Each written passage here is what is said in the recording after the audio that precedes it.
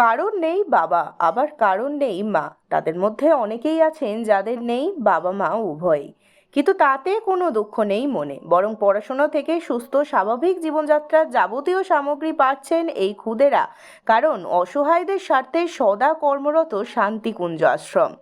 আর সবটাই হচ্ছে দাদুর দৌলতে। জেলার বিভিন্ন প্রান্ত থেকে অনাথ শিশুদের খুঁজে বার করে এক ছাতার তলায় আশ্রয় দিয়েছেন দাদু। নিজের গাঁটের টাকা খরচ করে মালদহের প্রত্যন্ত গ্রামে তৈরি করেছেন শান্তিকুঞ্জ আশ্রম।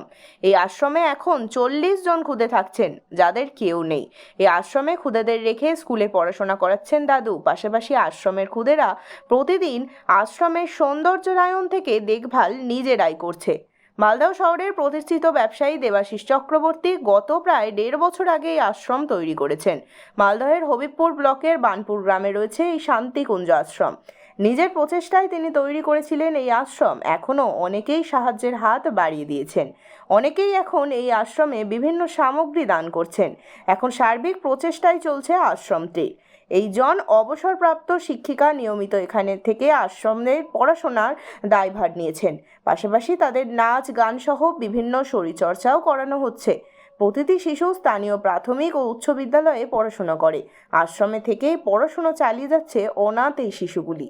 বহু গুণী জ্ঞানী ব্যক্তি মাঝে মধ্যেই এই আশ্রমে আসছেন, শিশুদের সঠিক পথে পরিচালনার দিশা দেখাচ্ছেন।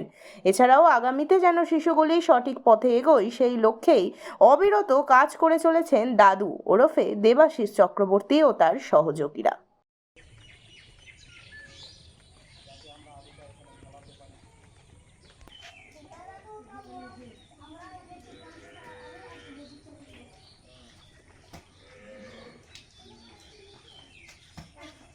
লাগিয়েছো, আরো লাগাও। একটাতে একটা বেগুন গাছে কি হবে?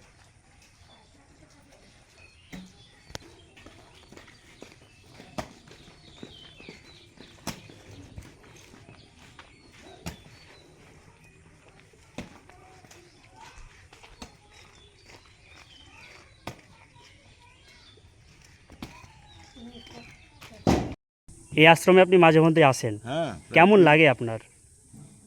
আশ্রম সকলেরই ভালো লাগে, আমার তো ভীষণ ভালো লাগে। তার কারণ হচ্ছে আশ্রম তো ইট কাঠ পাথর দিয়ে তৈরি, কিন্তু আশ্রমের যে মানুষগুলো রক্ত মাংসের মানুষ, সেই মানুষগুলো ভালো। সে মানুষ ভালোর জন্যে আমরা সবাই এখানে আসি। আর শান্তির যে আকর, শান্তির যে পরাকাষ্ঠা বলে আমরা জানি, সেই শান্তিটা এখানে পাওয়া যায়। তাই এর নাম শান্তি কুঞ্জ নামে প্রসিদ্ধি লাভ করেছে মালদা জেলার এই সিংহাবাদ অঞ্চলের, এটা বোধহয় কি জায়গাটা, সেই জন্যই আমি 3 বার এসেছি, বারে বারে আসবো, এটি আমার ইচ্ছা। আর এবারে কিছুদিন থাকার, একটু গ্রামে গ্রামে ঘুরে কিছু সৎ প্রসঙ্গ, কিছু আধ্যাত্মিকতা, সবথেকে বড় কথা মানুষের সঙ্গে পরিচিতি লাভ করা, এটাই আমার উদ্দেশ্য, আর কিছু না। এই যে এখানে অনেক বাচ্চা থাকে, তাদের মধ্যে আপনি কি বলবেন? বাচ্চা তো সমস্ত বাচ্চাই হচ্ছে দেব শিশু। বড় লোকের বাচ্চাই হোক, গরিব লোকের বাচ্চাই হোক, রাস্তার বাচ্চাই হোক, তারা হচ্ছে দেব শিশু আমার কাছে। আমি জানি তারা খুবই হয়তো কেউ কেউ অভাবী, কিন্তু আমাদের এই আশ্রমের যারা কর্ণধার, যারা সেক্রেটারি, যারা প্রেসিডেন্ট, যারা সদস্য, তারা এত ভালো। তারা এই সমস্ত বাচ্চাদের গ্রামের বিভিন্ন প্রান্ত থেকে তারা তুলে নিয়ে এসে তারা এখানে মানুষ করছে নিজেদের চর্চায়, নিজেদের ভালোবাসায়। এটি বিরল দৃষ্টান্ত।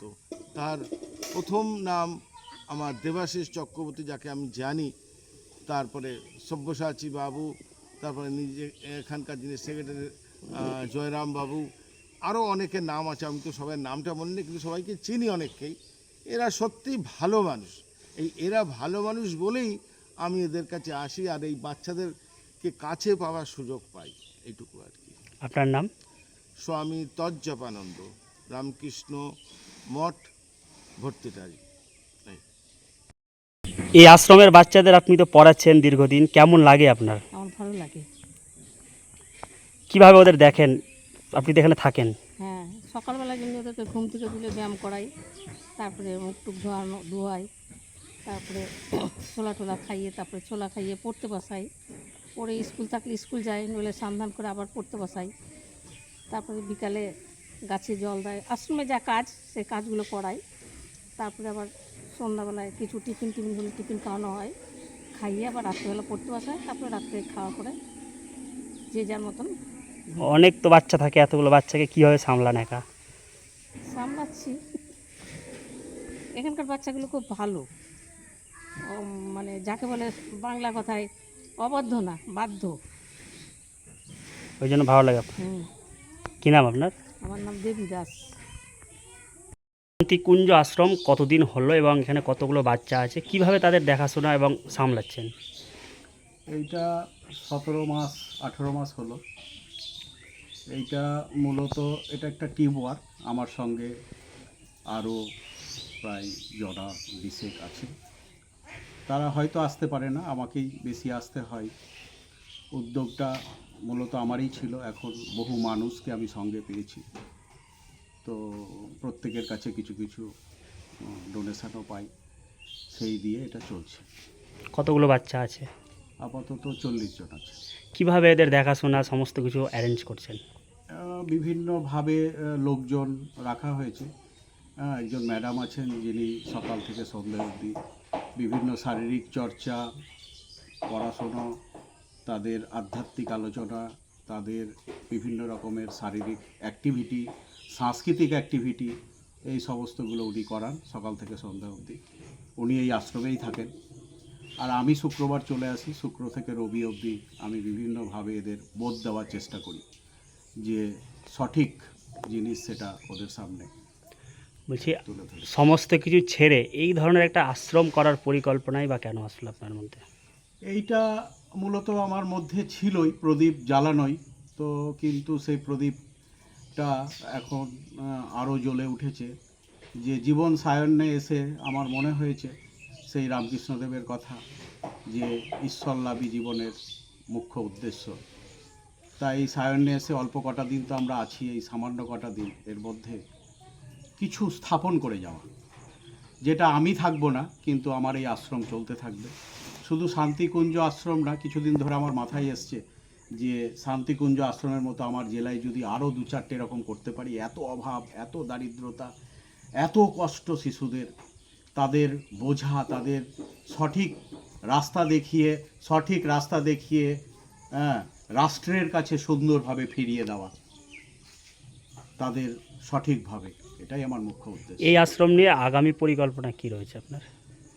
আগামী পরিকল্পনা, এখানে আমরা কিছুটা জায়গা আরও কিনেছি, তো সেইখানে একটা স্কুল করার পরিকল্পনা আছে। একটা স্কুল আমরা করতে পারলে, আপাতত যদি ক্লাস 8 অবধি স্কুল করতে পারি, তাহলে এখন তো যতটুকু ঘাটতি হচ্ছে বাড়ির থেকে নিয়ে আসছি, ডোনেশান পাচ্ছি, চলছে, কিন্তু অটোমেটিক যখন আমরা থাকবো না, আশ্রমটা চলতে থাকবে, তো সেই রকম একটা আর্থিক একটা ব্যবস্থা না করলে এটা চলবে না, এটা বুঝতে পেরে এটা খুব মাথায় এসছে এবং তার জন্য আমরা একটু এগিয়ে যাচ্ছি যে স্কুলটা যাতে খুলতে পারি। আপনার নাম? আমি দেবাশিস চক্রবর্তী।